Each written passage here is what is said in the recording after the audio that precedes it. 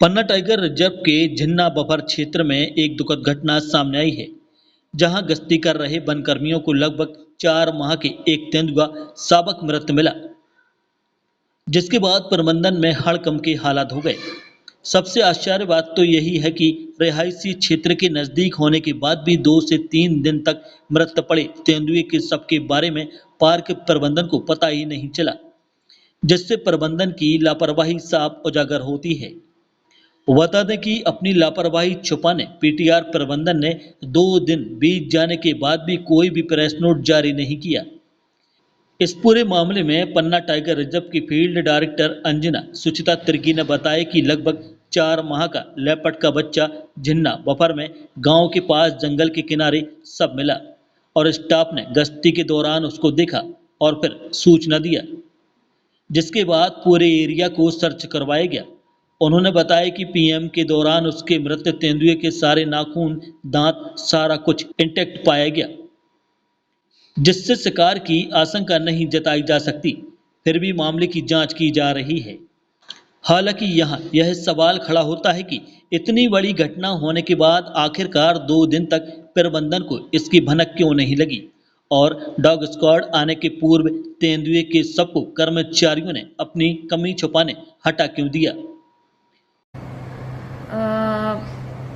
लगातार तो अभी यहाँ पे किसी प्रकार की पोचिंग नज़र में नहीं आई है और ज़रूर 2 दिन पहले हमारे यहाँ एक लगभग 4 माह का लेपर्ड का बच्चा झिन्ना बफर की तरफ, जो पगडंडी होती है गांव के पास जंगल के किनारे, वहाँ मृतावस्था में मिला और स्टाफ ने गश्ती के दौरान उसको देखा और फिर सूचना दिया और सूचना देने के पश्चात हम लोगों ने पूरे एरिया का सर्च कराया और कैमरा ट्रैप्स भी हम लोगों ने लगवाए हैं। चूंकि वो बच्चा था तो शायद शावक था, तो उसकी मादा जो है, उसकी माँ कहीं लोकेशन मिल सकता है, इसी उद्देश्य से हमने अभी भी कैमरा ट्रैप वहाँ पर लगाया हुआ है।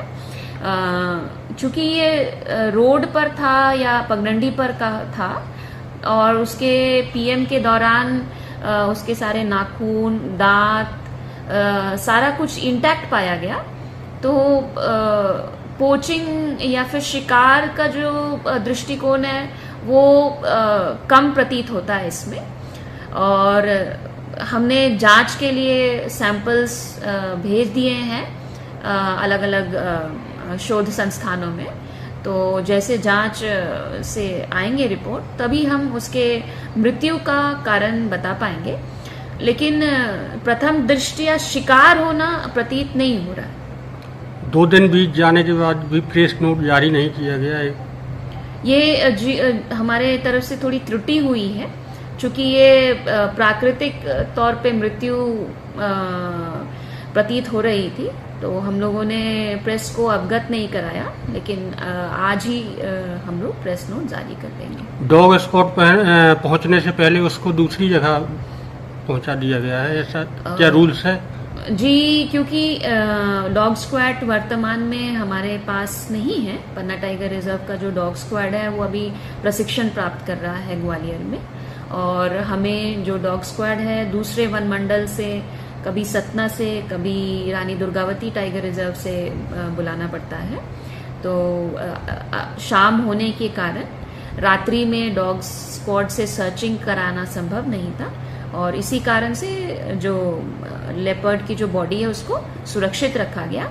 और सुबह में जब डॉग स्क्वाड अर्ली मॉर्निंग लगभग 5 बजे से ही सर्चिंग शुरू हुई, तब लेपर्ड की बॉडी के पास उसको ले जाकर फिर सर्चिंग कराई गई।